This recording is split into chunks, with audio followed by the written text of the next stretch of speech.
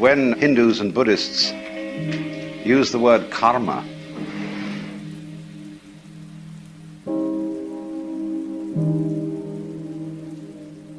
the basic meaning of it is action.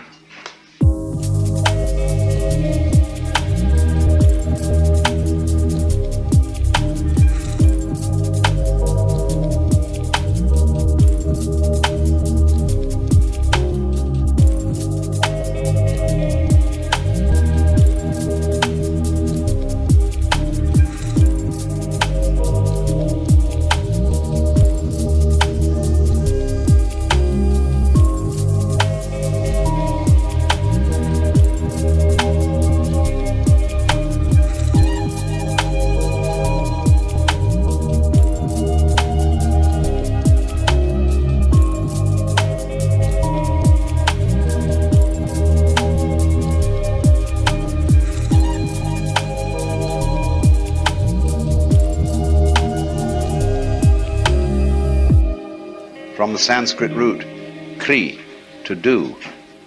And therefore there is some error in the common translation of karma as a law of cause and effect or of cosmic retribution.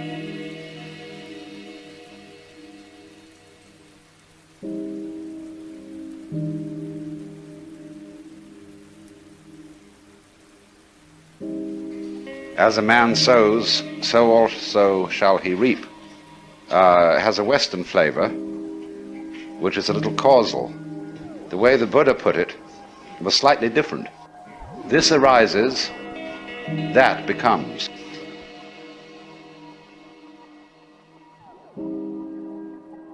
Because between this and that, there is a polar relationship.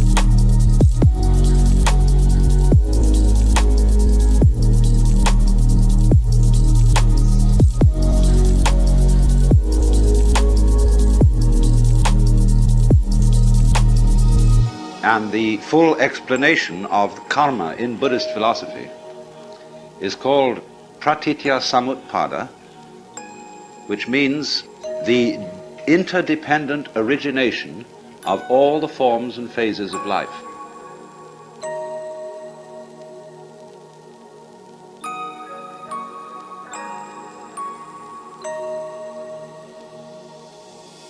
From one point of view in Buddhism, the chain of interdependent origination is looked upon as a chain, that is to say, as a form of bondage.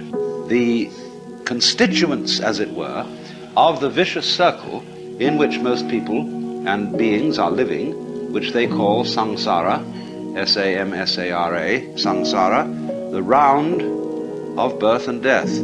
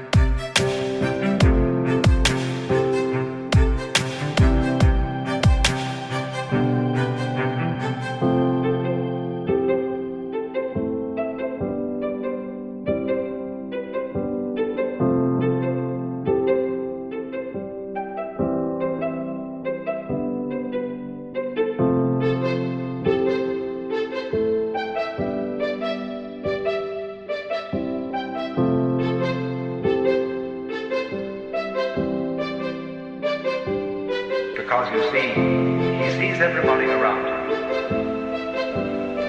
looking dreadfully serious, looking as if they had a problem, looking as if the act of living were extremely difficult. But from his standpoint, the person who's had this experience, he feels that they look funny, that they don't understand, that there isn't any problem at all, that he has seen from where he stands, you see, that the meaning of being alive is just being alive. That is to say, I look at the color of your hair and the shape of your eyebrow, and I understand that that is the point. That's what we're all here for.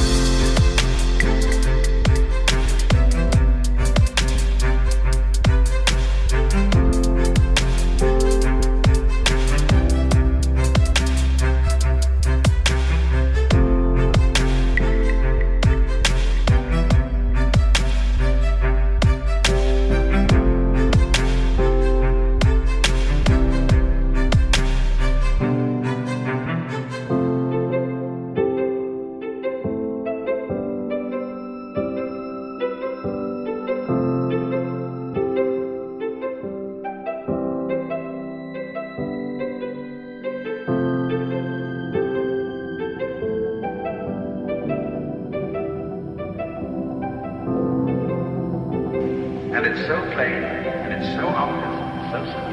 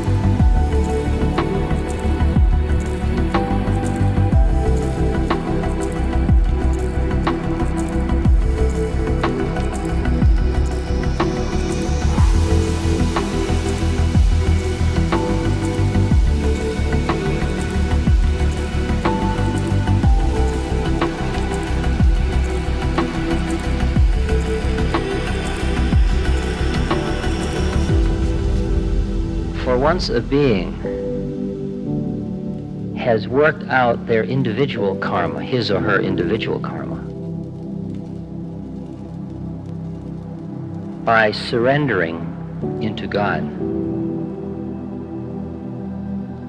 you come to a point where you, now I'm not talking about your body is merely your package, but you, the wires that attach you to this plane are so subtle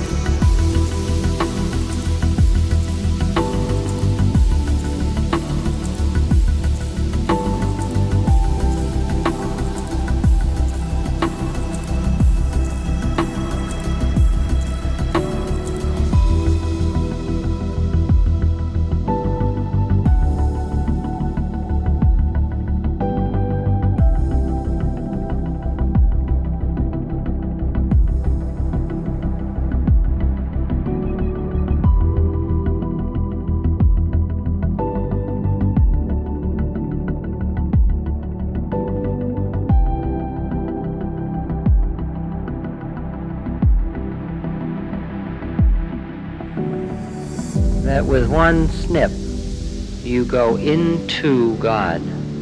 You merge back into that which is without form. You do. And what is left behind is the residue of the package. Your body's left behind.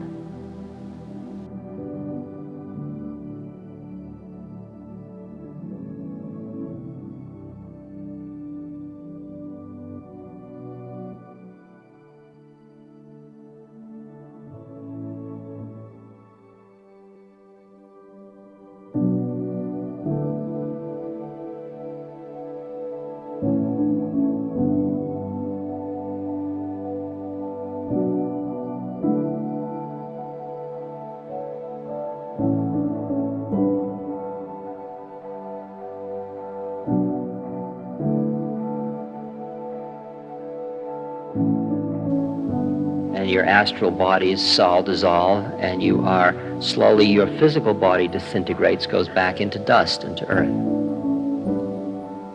You leave.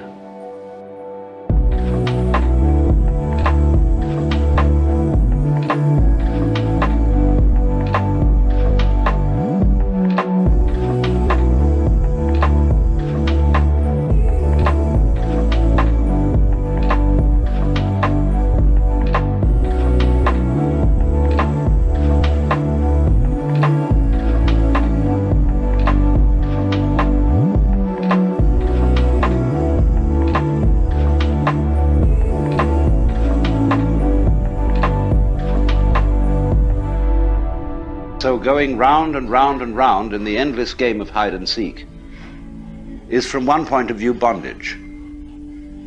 Bondage to karma.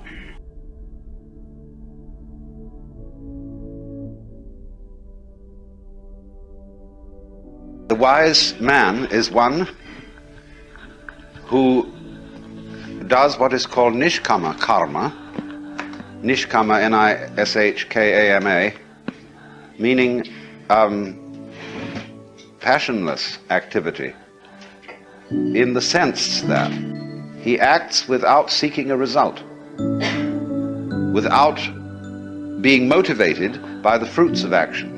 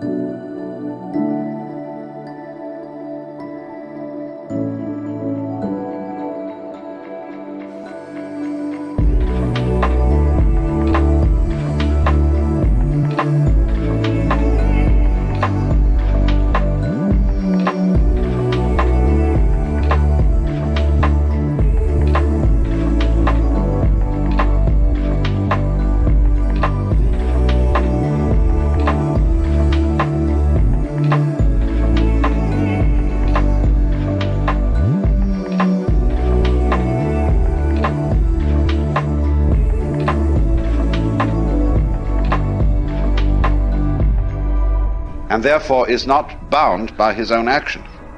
You can be bound to samsara, the wheel of birth and death, by iron chains or gold chains. The chains are that if you do bad deeds in this life, you will get bad result next time. If you do good deeds in this life, you may be reborn as an angel or as a monk, in which you'll get a better chance of liberation. But still, so long as you're looking for results, be they good or evil, you're still bound.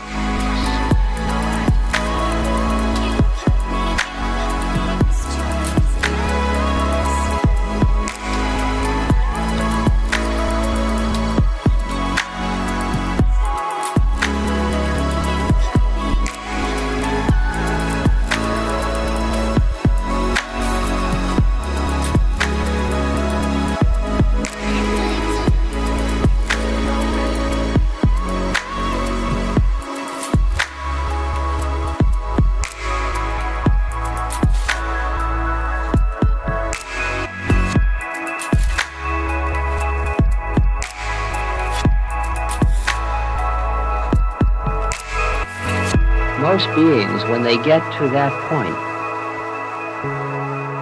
recognize a choice.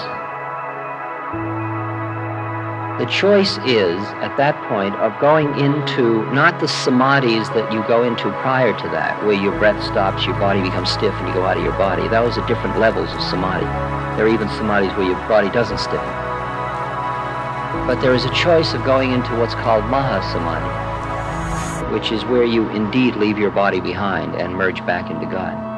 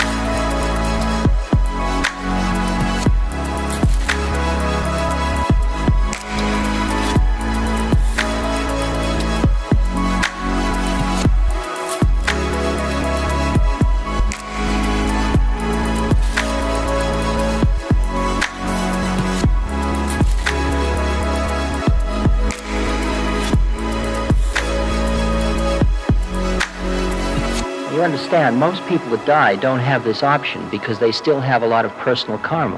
And that personal karma, it's like you are say this flower with a soul. It has connected with it a lot of what would be called, I don't know what you want to call them. There are names in Buddhism, Hinduism, everything for it. Sanskars, they're predisposing tendencies, you might call it. It's like a DNA code. It's clingy stuff. It's a set of desires that are still lurking in you. And this soul demands a form again to keep working out these desires. The desires keep projecting out a form. They keep creating form. The form may not be on the physical plane like this. You may end up in heaven. That would be nice.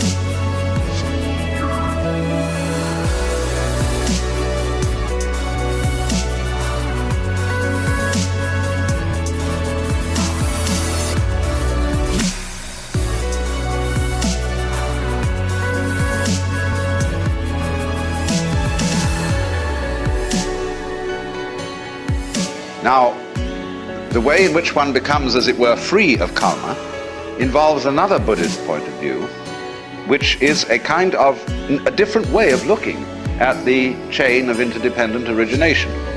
It's the way which the Japanese call jiji muge. That is to say, the mutual interpenetration of all things and events. So that you could say that actually, in fact, the deepest level of reality, this entire cosmos is a completely harmonious and blissful manifestation.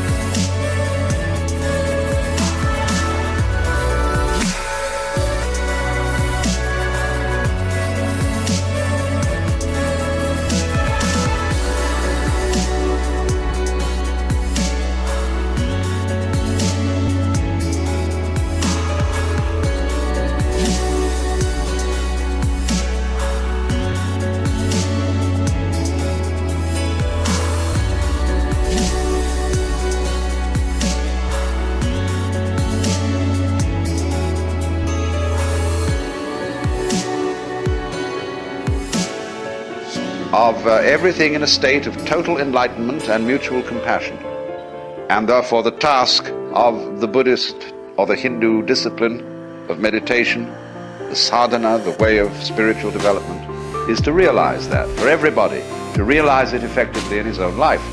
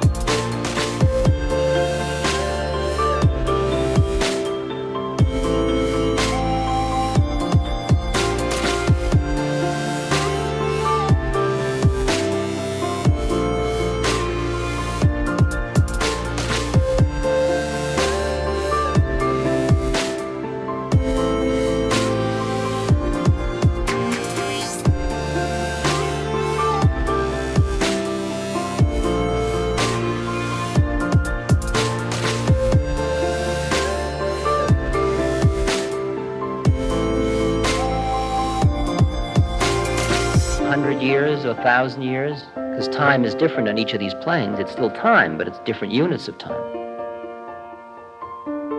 You use up that karma, and you leave that plane. You may just discorporate. You may not die, because you don't die on those planes. And then you are still an entity with certain karma, and you might come back then and take another human birth. But at some point in your evolution, you come to the point where the veil is very thin, because the desires, the personal desires, are pretty well gone. There's nothing much you want.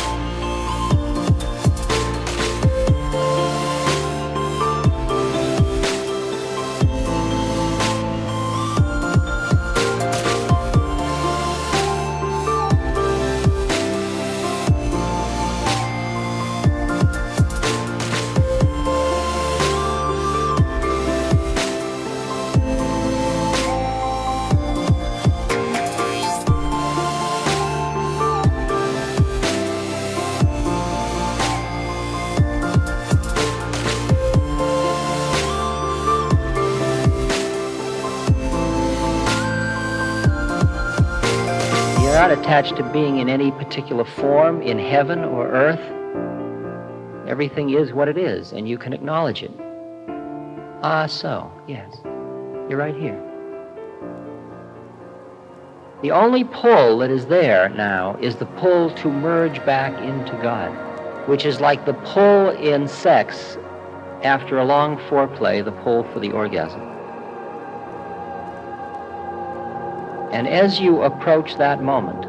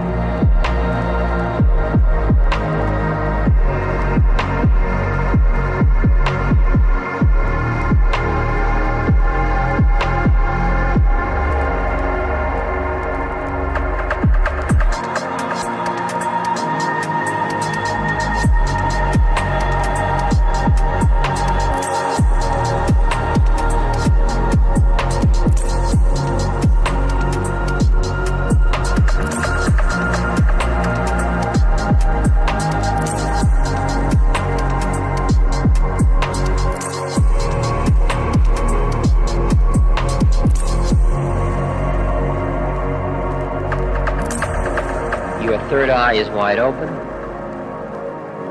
Your eye be single, your being be full of light. You see the entire scene. You understand karma. You understand the laws. You understand the divine law of the universe.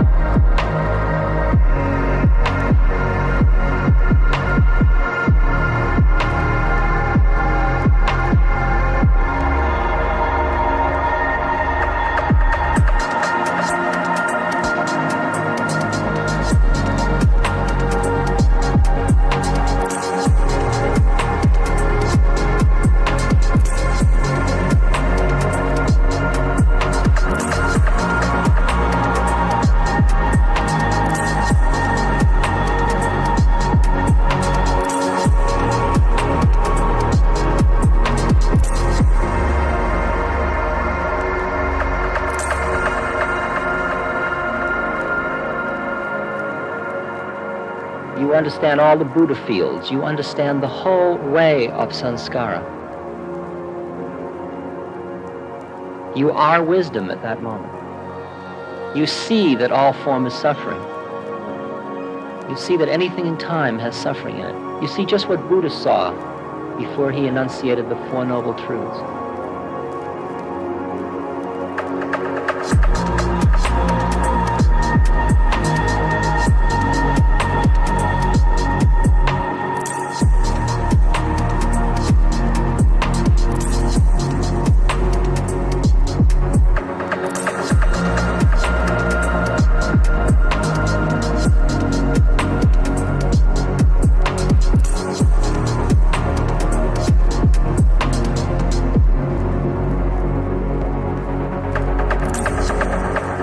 And so we really have to rid our brains of the notion of causality. The notion of causality being that present sets of circumstances are the result of past sets of circumstances, and that therefore certain events which are called causes are responsible for following events called effects.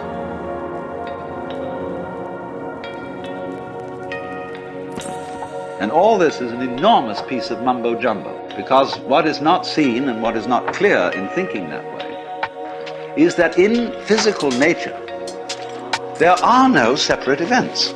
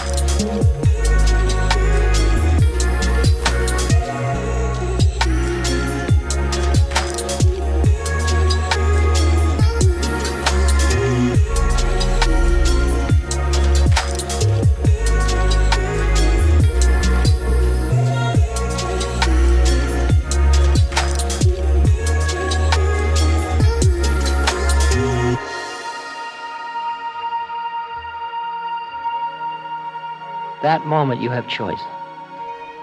Choice to give up the form, go into the formless, or choice to play in the formless but come back into the form. Why would you come back into the form? It's what in Tibetan Buddhism is called the bodhisattva vow. Why would you come back into the form? Not because of your personal karma anymore. That's all over. There's nothing in you pulling. You don't want anything. You even see the perfection of the universe. You see the perfection of God's work. You even see that the suffering itself, because you began to see that the suffering was what awakened you, you begin to see that the suffering is grace, even though most people don't see it because they're too deep in the illusion.